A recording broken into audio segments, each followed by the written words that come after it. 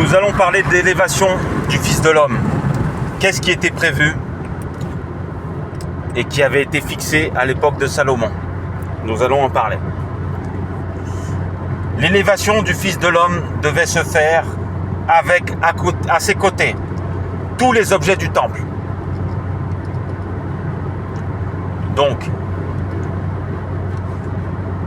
les humains, les âmes vivantes humaines qui verraient l'élévation du Fils de l'homme, à ce moment précis, à ses côtés devaient être tous les objets du temple. Ceux qui ont été préservés, la Ménorah, l'arche de l'Alliance, la table de présentation et tout autre artefact qui abritait le temple de Salomon. Deuxièmement, à ses côtés devait être tout l'or qu'avaient gardé les Hébreux,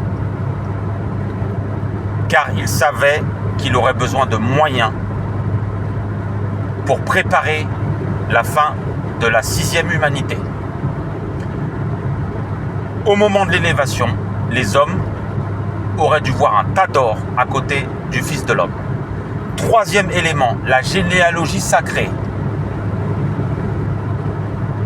devait apparaître aux côtés du Fils de l'homme, la généalogie sacrée prouvant qu'il est descendant de la tribu de Juda, descendant de Marie-Madeleine, descendant de Salomon, descendant de David, descendant d'Abraham. À ses côtés devait apparaître le fait qu'il vienne d'une lignée pharaonique. Voilà, à l'élévation du Fils de l'homme, le plan prévoyait que tout cela existe à côté de lui et que les âmes humaines qui le regardent voient son affiliation spirituelle.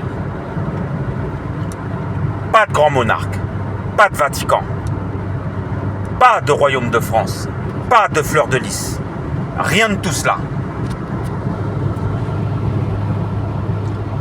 Voilà le plan des fils de la lumière qui a été façonné par la parole d'Adam. Toute personne qui s'opposera au plan s'y oppose, car elle écoute la voix de Bélial. Tous ceux qui écoutent la voix de Bélial, comme l'indique Genèse 3,15, sera écrasé à la tête par la lignée sacrée. Est-ce entendu, messieurs?